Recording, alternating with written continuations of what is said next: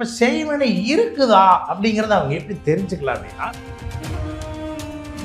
குலதெய்வத்தால் முன்னோர்களால் ஒரு தோஷம் இருக்கும். அந்த தோஷத்தை கழிச்சா ஆட்டோமேட்டிக்காக இவங்க பிரிவினை எல்லாம் ஒன்றும் வராதுங்க. இப்போது புதிய அறிமுகம் ஆச்சி ஹோட்டல் சாம்பார் 50 கிராம் ரூபாய் 20 மட்டுமே. 30 வருஷத்துக்கு முன்னாடி செவ்வாய் தோஷம் 30% தொடலை. ஆனால் இன்னைக்கு செவ்வாய் தோஷம் 95% வந்துருச்சு. செய்வினை தோஷங்கிறது 2 விதம். செய் பிளஸ் வினை. நாம செய்யறதே நமக்கு வினையாக முடிவதற்கு பேர் செய்வினை. இப்போ காதல் பண்றாங்க.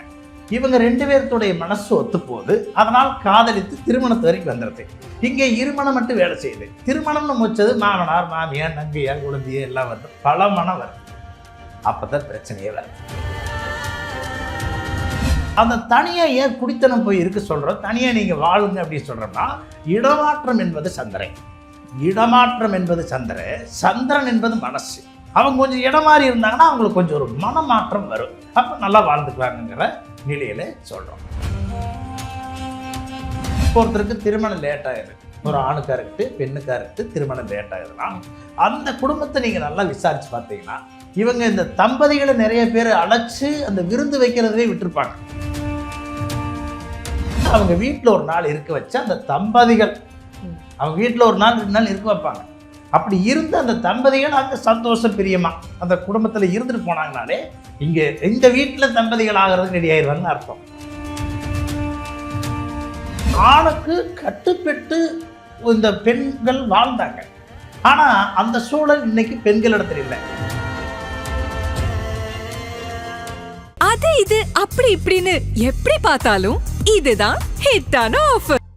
பக்தி கதைகள், பக்தி பாடல்கள் மற்றும் ஆன்மீக சொற்பொழிவுகள் மூலம் உங்கள் ஆன்மாவை தூய்மைப்படுத்துங்கள். இன்றைய ஆலய ஆப்பை டவுன்லோட் செய்யவும். ஆன்மீக கிளிட்ஸ் நேயர்கள் அனைவருக்கும் வணக்கம். இன்னைக்கு நம்மளோட டாக்டர் தமிழ் மாநில பாரம்பரிய வள்ளுவர் குல ஜோதிட சங்க பேராசிரியர் டாக்டர் KV ஸ்ரீ ரவிச்சந்திரா அவர்கள் தான் இணைஞ்சிருக்காரு.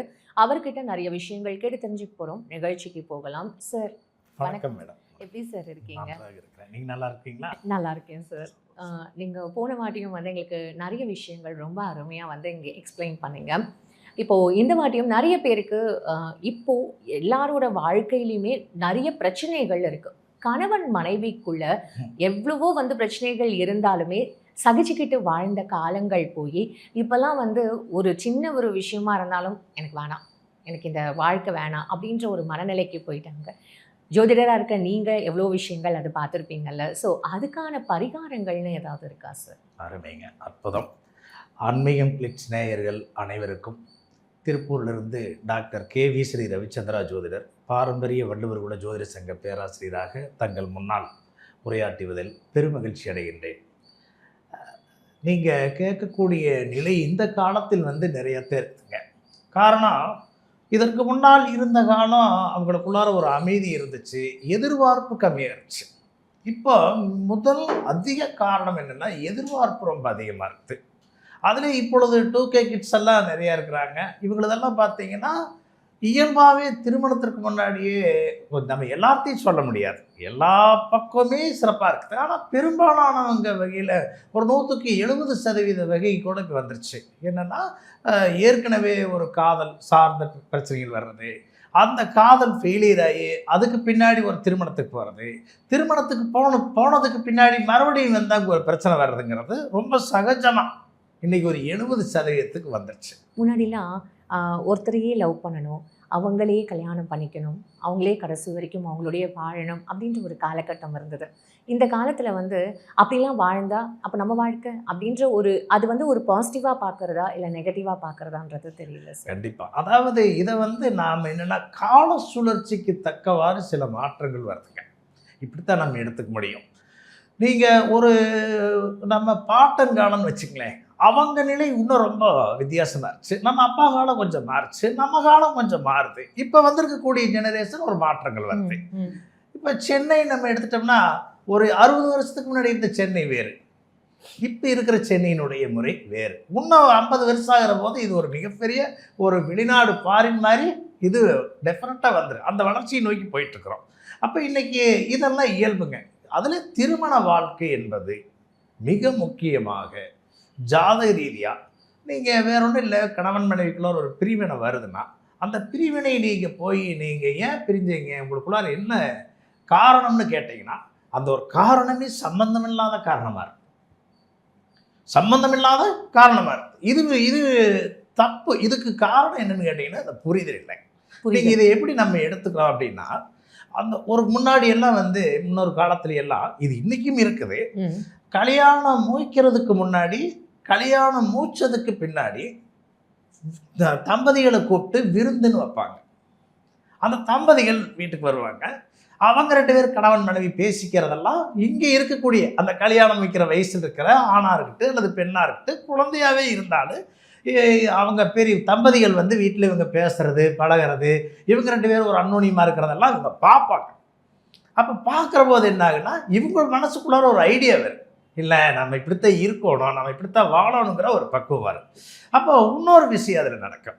நீங்கள் அந்த காலத்தில் தம்பதிகளை எல்லாம் கூப்பிட்டு ஏன் சாப்பாடாக்கி போடுறோம், அது சாப்பாடாக்கி போடுறது பேர், இங்கே நம்ம விருந்து வைக்கிறோம் அப்படிங்கிற இது இன்றைக்கும் முக்கியமானவங்க செய்கிறோம். ஆனால் இதுக்கு முன்னாடி நீங்கள் சின்ன வயசாக இருக்கிற போது நீங்கள் பார்த்தீங்கன்னா நிறைய நம்ம பெரியவங்க தம்பதிகளை அழைச்சி பொண்ணு மாப்பிள்ளையை அழைச்சி விருந்து வைப்பாங்க. இன்னைக்கு அது குறைஞ்சிருச்சு.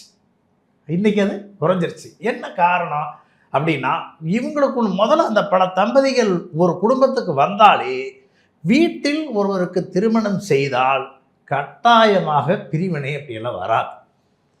நிறைய தம்பதிகளை அழைத்து விருந்து வைக்கிறதுவே மறந்துட்டாங்க. இன்னும் சொல்லணும்னா, இப்போ ஒருத்தருக்கு திருமணம் லேட் ஆகுது, ஒரு ஆணுக்காக இருக்கட்டும் பெண்ணுக்காக இருக்கட்டும் திருமணம் லேட் ஆகுதுன்னா அந்த குடும்பத்தை நீங்கள் நல்லா விசாரித்து பார்த்தீங்கன்னா இவங்க இந்த தம்பதிகளை நிறைய பேர் அழைச்சி அந்த விருந்து வைக்கிறதே விட்டுருப்பாங்க. அது ஒரு பரிகாரமா? மிகப்பெரிய பரிகாரம். ஒரு தம்பதிகளை கூப்பிட்டு காலையில் எண்ணெய் தேய்ச்சி குளிக்க வைப்பாங்க. எண்ணெய் தேய்ச்சி குளிக்க வச்சு அவங்க மட்டன் சாப்பிட்றாங்கன்னா மட்டனில் எடுத்து அவங்க என்ன வெஜ்ஜுன்னா வெஜ்ஜு, நான்வெஜ்ஜுன்னா நான்வெஜ்ஜு போட்டு அவங்க வீட்டில் ஒரு நாள் இருக்க வச்சு அந்த தம்பதிகள் அவங்க வீட்டில் ஒரு நாள் 2 நாள் இருக்க வைப்பாங்க. அப்படி இருந்து அந்த தம்பதிகள் அங்கே சந்தோஷம் பிரியமாக அந்த குடும்பத்தில் இருந்துட்டு போனாங்கனாலே இங்கே இந்த வீட்டில் தம்பதிகள் ஆகிறதுக்கு ரெடி ஆயிடுவாங்கன்னு அர்த்தம். இதெல்லாம் ஒரு நம்ம தமிழனுடைய பாரம்பரியத்தில் மட்டும்தான் இப்படியெல்லாம் ஒரு அற்புதமான பரிகாரத்தை வச்சுருந்தாங்க. இதையெல்லாம் விட்டதனுடைய விளைவு என்ன ஆயிடுதுன்னா, கணவன் மனைவின்னா யார், நாம் கணவனுக்கு என்ன முக்கியத்துவம் தர வேண்டும் அப்படிங்கிறதெல்லாம் மறந்து வச்சு. இன்னும் சொல்லணும்னா திருவள்ளுவர் என்ன சொல்கிறாருன்னா, அன்பும் அறனும் உடைதாயினும் இல்வாழ்க்கை பண்பும் பயனும் அது. இது குறள். அதில் அன்புங்கிறது கணவன், அறன்கிறது மனைவி. இந்த 2 பேரும் சேர்ந்து நல்ல ஒரு வாழ்க்கை வாழ்ந்தால், இல்வாழ்க்கை வாழ்ந்தால் பண்பும் பயனும் அதுதான் குழந்தைகள் அப்படிங்கிறத சொல்லுவாங்க. இது திருக்குறள். இதே வகையில் நீங்கள் பார்த்தீங்கன்னா திருக்குறள்லேயே என்ன பண்ணுறாருன்னா, ஆண்பால் பெண்பால் கலந்து குறளை கொடுக்குறாரு. ஆண்பால் என்பது அதாவதுங்க மேலே இருக்கிற 4 பாதம் என்பது ஆண் பாதம், ஆணுடைய பாதம். கீழே இருக்கக்கூடிய 3 அடி இருக்குதாருங்க, அது பெண்ணினுடைய பாதம். அப்போ ஆணுடைய பாதம் நீங்க பார்த்தீங்கன்னா பெருசா இருக்கு.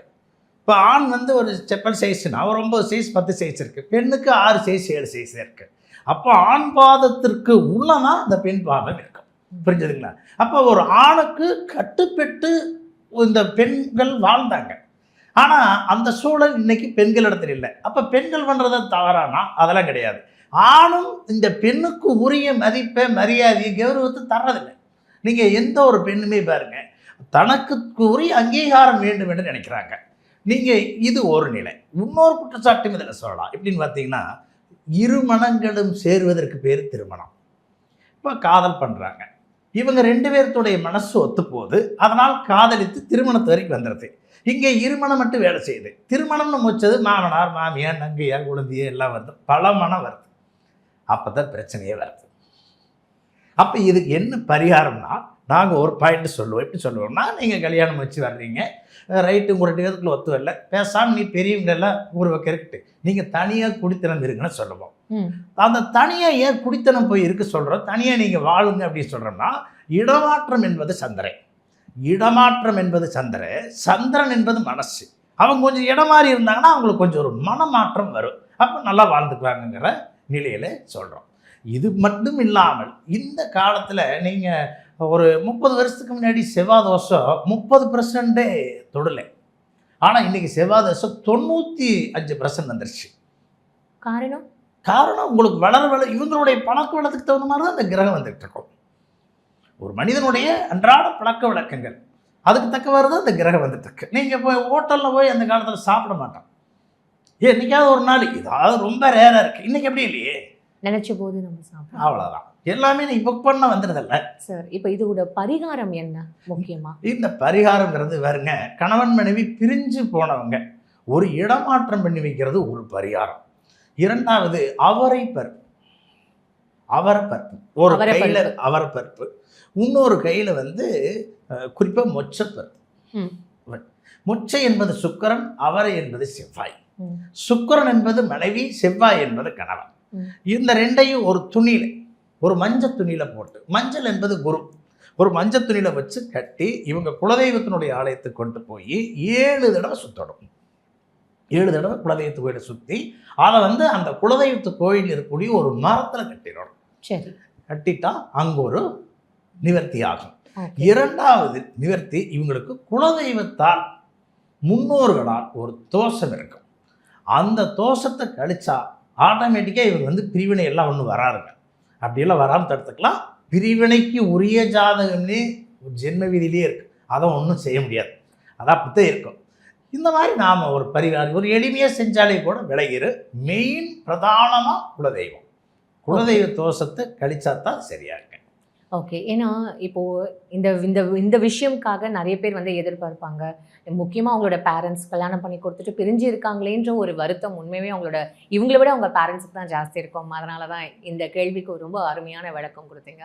அடுத்ததா செய்வினை தோஷம் அப்படின்னு சொல்கிறாங்க சார். நினச்ச போது நம்ம எல்லாருக்குமே செய்வினை வச்சுட முடியுமா? அந்த மாதிரிலாம் வச்சா முதல்ல அவங்களுக்கு தானே அந்த பாதிப்பு ஏற்படும். அது எப்படி சார் அதை நம்ம தெரிஞ்சுக்கிறது? வச்சவங்களுக்கு எப்படி அதோட பாதிப்பு ஏற்படும்? முதல்ல வச்சவங்களுக்கு தானே அந்த பாதிப்பு வரும் அப்படின்ற மாதிரி இது ரொம்ப குழப்பமாக இருக்குது. இதை பற்றி கொஞ்சம் சொல்ல முடியுமா? பாருங்க, செய்வினை தோஷங்கிறது 2 விதம். செய் ப்ளஸ் வினை. நாம் செய்கிறதே நமக்கு வினையாக முடிவதற்கு பேர் செய்வினை. ரெண்டாவது, இன்னொரு மனிதர்களால் நம்மளுக்கு ஒரு இடையூறுகளை தருவது செய்வினை. இந்த 2ஐயும் பொருள்படும். இந்த செய்வினை தோஷம் அப்படிங்கிறது 4 கிரகத்தால் மட்டும் ஆளப்படும். செவ்வாய், ராகு, கேது, சனி. இந்த 4 கிரகங்கள் பிரதானமான ஒரு ஆட்சியை செஞ்சிட்ருக்கோம். அப்போ இந்த 4 கிரகத்திற்குரிய தானியங்கள் என்ன தானியம்னா, இது நெல், அதாவது கொள்ளு, உளுந்து, கருப்பு எள்ளு, அவரைப்பருப்பு, கருப்பு எள்ளு, கொள்ளு, உளுந்து. இந்த 4 பொருளை 2 கைப்பிடி அளவுக்கு எடுக்கணும். எடுத்து அதை ஒரு துணியில் கட்டி அதை கொண்டு போய் 12 பாவகம் தான் மனிதனுடைய உடல். மேசம் என்பது தலை, ரிஷபம் என்பது முகம், மிதுனம் என்பது கழுத்து, கடகம் என்பது மார்பு, சிம்மம் என்பது வயிறு, கன்னி என்பது இடை, துலாம் என்பது தொப்புள், விருச்சிகம் என்பது ஸ்தானம், தனுசு என்பது தொடை, மகரம் என்பது முழங்கால், கும்பம் என்பது கணுக்கால், மீனம் என்பது பாதம். அப்போ இந்த செய்வன தலையிலிருந்து பாதத்துக்குள்ளே எந்த பகுதியில் நிற்குதுன்னு யாருக்கு தெரியாது. அப்போது இந்த தானியத்தையே ஒரு துணியில் வச்சு கட்டி குலதெய்வத்து கோயிலுக்கு கொண்டு போகலாம், அல்லது அவங்களுக்கு பிடிச்சி இஷ்ட தெய்வத்து கோயிலுக்கு கொண்டு போகலாம். அவங்க எல்லை தெய்வம்னு ஒன்று இருக்கும், அந்த தெய்வத்து கோயிலுக்கு போகலாம். எங்கே வேணாலும் போய் இவங்க 12 சுத்தணும். இதை 8 வாரம் செய்யணும். என்ன கிழமை வேணாலும் செய்யலாம். 8 வாரம் செய்யணும். 8 வாரம் சுற்றி இவங்க கொண்டு போய் ஓடுற தண்ணியில், ஆற்று தண்ணி, கடல் தண்ணி, வாய்க்கால், இப்படி எல்லாம் ஓடுற தண்ணியில் கொண்டு போய் போட்டுறணும். அப்படி போடுகின்ற பொழுது அவங்களுக்கு அந்த தீய சக்தி விலகும். சரி, இப்போ செய்வினை இருக்குதா அப்படிங்கிறத அவங்க எப்படி தெரிஞ்சுக்கலாம் அப்படின்னா, வேற ஒன்றும் இல்லைங்க. 4 பாவகம் மறைவு ஸ்தானம், 3ஆம் பாவகம், 6ஆம் பாவகம், 8ஆம் பாவகம், 12ஆம் பாவகம். 3ஆம் பாவங்கிறது கழுத்து தோள்பட்டையை குறிச்சிட்டு வரும், தோள்பட்டை வரைக்கும் குறிக்கும். அதே வேளை 6ஆம் பாவங்கிறது முதுகு தண்டு இடத்தை குறிக்கும். ஓகே. 8ஆம் பாவகம் என்பது இடுப்பை குறிக்கும், இடுப்பு கர்ப்பப்பை அதை குறிக்கும். 12ஆம் பாவம் என்பது பாதத்தை குறிக்கும். நீங்கள் ஒரு நல்ல செய்வினை இருக்கிறவங்க யாராக இருந்தாலும் இந்த இடம் பூரா வலிக்கும். அது ஆணாக இருந்தாலும் சரி, பெண்ணாக இருந்தாலும் சரி. கழுத்து, முதுகுத்தண்டு இடம், இடுப்பு, கால் இந்த வழி கட்டாயமாக இருக்கும். இப்படி இருக்கிறவங்களுக்கு அந்த பிரச்சனை இருக்குன்னு அர்த்தம். 12ஆம் இடம் என்பது தூக்கம். சரியா தூங்க மாட்டாங்க. சரியா தூங்கவே மாட்டாங்க. அப்படியே ஒரு குழப்பத்திலேயே இருந்துட்டு இருப்பாங்க. இதெல்லாம் அவங்களுக்கு வந்து இயல்பாகவே தெரியும். இந்த மாதிரி இருக்கிறவங்களுக்கு செய்வின தோஷம் இருக்குதுன்னு அர்த்தம். அப்போ அதற்கு உரிய தீர்வா நான் சொன்ன பரிகாரம் இந்த 8 வாரம் சுத்துறாங்கன்னா அதை சுற்றி அதில் சரியா இல்லைன்னா அவங்களுக்கு எக்ஸாக்டாக குலதெய்வமே இவங்களுக்கு வரக்கூடிய நிலையிலிருந்து கட்டாயம் இருக்குதுன்னு அர்த்தம். அப்போ அதை பார்த்து தான் நம்ம அதை சரி பண்ண முடியும். ஸோ முன்னோர்கள் செஞ்ச பாவங்கள் அந்த பரம்பரையே வந்து தாக்கும் அப்படின்றது ரொம்ப ஒரு இயல்பான ஒரு இயங்கியல் விதினே நீங்க சொல்றீங்களா? கட்டாயமாங்க, 100% உண்மையான விஷயம். ஒவ்வொரு கேள்விக்கும் ரொம்ப சிறப்பா மட்டும் பதில் இல்லாம வாழ்க்கை படத்தை ரொம்ப அழகா எங்களுக்கு சொல்லி கொடுத்துருக்கீங்க. உங்க நேரத்துக்கு ரொம்ப நன்றி. மிக்க மகிழ்ச்சி. வணக்கம். பக்தி கதைகள், பக்தி பாடல்கள் மற்றும் ஆன்மீக சொற்பொழிவுகள் மூலம் உங்கள் ஆன்மாவை தூய்மைப்படுத்துங்கள். இன்றைய ஆலய ஆப்பை டவுன்லோட் செய்யவும். அது இது அப்படி இப்படின்னு எப்படி பார்த்தாலும் இதுதான் ஹிட்டான ஆஃபர். இப்போது புதிய அறிமுகம் ஆச்சி ஹோட்டல் சாம்பார் 50 கிராம் ரூபாய் 20 மட்டுமே.